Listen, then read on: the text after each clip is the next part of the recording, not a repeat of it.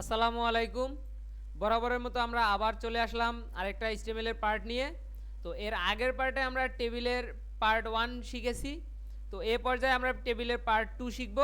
এর আগের পার্টে আমরা শিখেছি টেবিল এবং টেবিল বর্ডার্স কিভাবে ব্যবহার করে। আর এবারে আমরা শিখব টেবিল সাইজ এবং হেডার্স কিভাবে ব্যবহার করে। টেবিল সাইজটা আমরা কিভাবে ব্যবহার করতে পারি এটা আমরা এখন শিখব।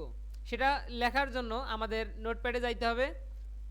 নোটপ্যাডে যাওয়ার পর আমরা এখানে সিম্পলি এন্টার করে এখানে লিখব সিএসএস যেহেতু আমরা ইউজ করব সেখানে টেবিল, তারপর এখানে বলতে হবে থার্ড ব্র্যাকেট, এরপরে এর ভিতরে আমাদেরকে বলতে হবে এর উইথ কত হবে, WIDTH উইথ ইজ টু, এরপরে বলতে হবে যে কত পিক্সেল এটা হবে। আমরা দিলাম সিম্পলি 200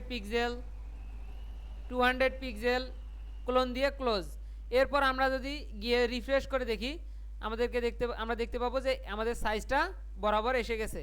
তো এরপরে আমরা আরেকটা যদি দেই, এন্টার করে যদি বলি যে হাইট, HEIGHT হাইট যদি বলি 250 পিক্সেল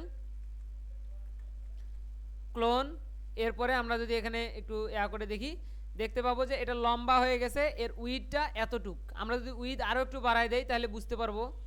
এখানে 200 জায়গায় আমরা যদি করে দেই 400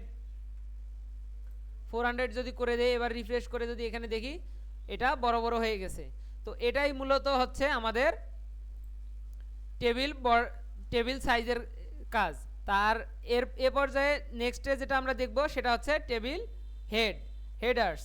তো টেবিল হেডার্স আমরা এটা জানি যে টেবিল হেডার সবসময় উপরে থাকে। তো এর আগের পার্টে আমরা অবশ্যই দেখিয়েছি যে এখানে আমরা TH যেটা ব্যবহার করেছি, এই THটা যেটা আমরা উপরে লিখি এটাই হচ্ছে মূলত TH।